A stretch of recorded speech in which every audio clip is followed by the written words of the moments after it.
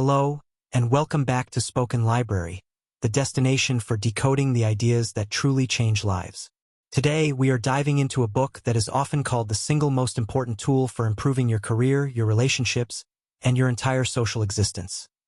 Dale Carnegie's How to Win Friends and Influence People. Written nearly a century ago, its principles remain the ultimate, timeless guide to human interaction. Carnegie's core philosophy is simple.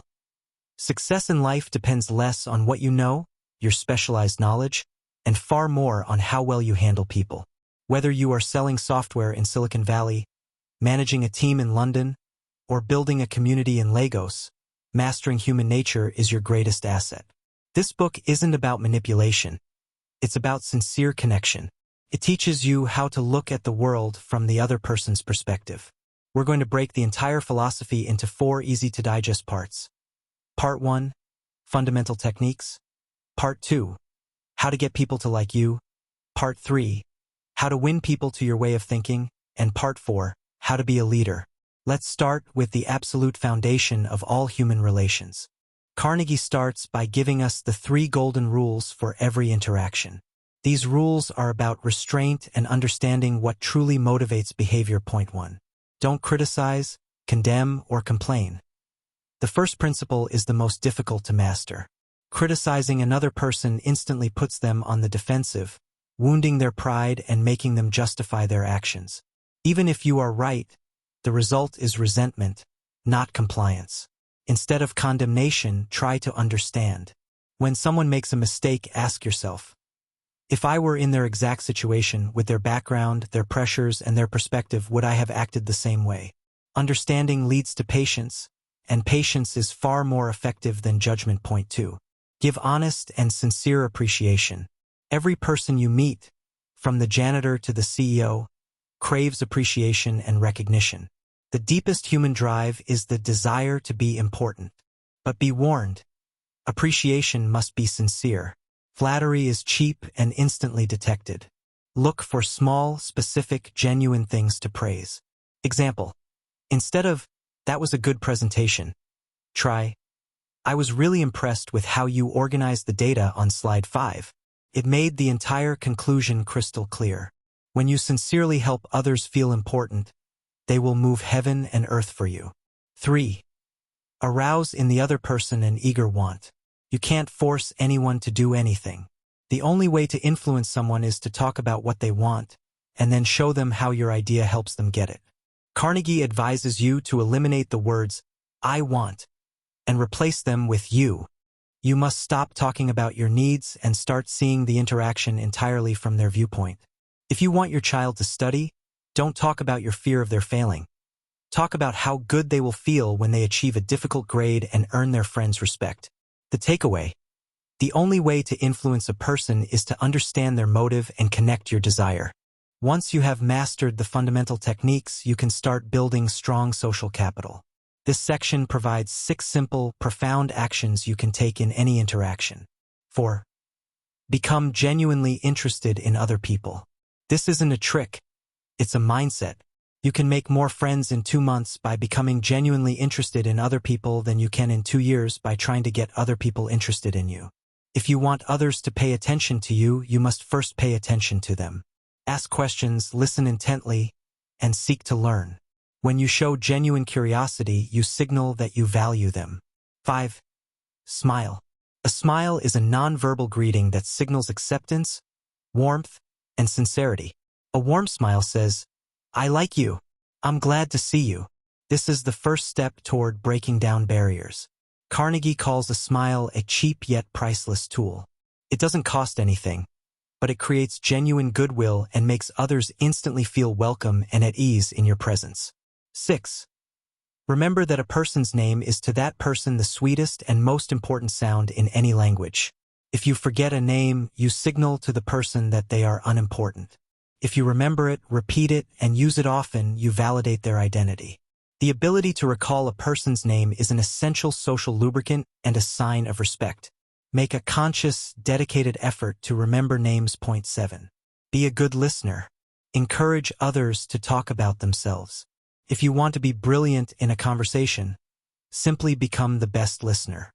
Most people don't want an impressive talker. They want an interested audience. The best listeners are active. They ask follow-up questions, show genuine fascination, and allow the speaker to feel important. When you let others talk about their favorite subject, themselves, you guarantee their affection. 8. Talk in terms of the other person's interests. Identify what excites, motivates, and occupies the other person's mind and focus the conversation there. This requires research and genuine curiosity. If you are meeting a new business contact, look up their interests or hobbies beforehand. When you tailor the conversation to their world, you demonstrate respect and create an instant bond of shared interest. 9. Make the other person feel important and do it sincerely. This wraps up part 2. It goes back to the core human desire to be appreciated. Look for ways to sincerely elevate the other person. Respect their time, their ideas, and their contribution. Treat them as an individual who is unique and valuable. This section is about moving from friendship to influence. It teaches you how to persuade others without creating enemies. 10. The only way to get the best of an argument is to avoid it. Arguments are like boomerangs. They always come back to hurt you. Even if you win the argument, you lose the goodwill of the person you defeated. The most productive conversations are those that never start with confrontation. When a disagreement arises, pause, look for areas of agreement, and promise to rethink your position. This disarms the other person and encourages them to listen, rather than fight. 11. Show respect for the other person's opinions. Never say, "You're wrong." Telling someone they are wrong is a direct assault on their intelligence and judgment. Instead of using declarative, absolute language, use tentative phrases, "I might be wrong, but," or, "I have a slightly different perspective. Let me know if it makes sense." This humility is disarming. It shows respect and makes the other person far more likely to consider your opposing view. 12. Let the other person do a great deal of the talking. This is a powerful strategy in persuasion. When you allow the other person to speak at length, you achieve 3 things. You collect vital information about their position and motives. You allow them to feel heard, satisfying their need for importance. They often talk themselves out of their own arguments or realize the flaws in their own logic. Influence is not about how much you speak. It's about how well you guide the conversation. 13. Let the other person feel that the idea is his or hers. This is the most powerful technique of all. People love their own ideas and hate receiving orders. If you want someone to execute a plan with enthusiasm, you must subtly guide them until they feel they discovered the idea themselves. Instead of proposing a solution, ask leading questions. What do you think is the best next step? Or, have you ever considered doing X instead of Y? When the idea comes from them, their ego guarantees their commitment. The final set of principles applies to those in positions of leadership or authority, how to effect change without damaging morale. 14. Call attention to people's mistakes indirectly. A harsh, public correction shatters confidence. Instead of saying, "You completely failed on this report," try this indirect approach. "That report was excellent, especially the data analysis, and if we just polish up the conclusion and grammar, it will be perfect." Start with sincere praise, use the word and instead of the destructive but, and then suggest the correction. This preserves the person's dignity. 15. Let the other person save face. Never humiliate, scold, or fire someone in public. No matter how great their mistake, give them a chance to maintain their self-respect. A decent, self-respecting person can handle criticism, but no one can handle public shaming. When correction is needed, do it privately and with compassion. 16. Give the other person a fine reputation to live up to. If you want someone to improve in a specific area, act as though that quality is already their dominant trait. If a manager is sloppy with deadlines, say, "I know you are one of the most reliable and efficient people on this team, which is why I'm confident you can hit this difficult deadline." When you assign a person a sterling reputation, you appeal to their best self, and they will work incredibly hard not to let you or that image down. We've covered the 16 timeless principles from how to win friends and influence people. At its core, the book is a masterclass in empathy.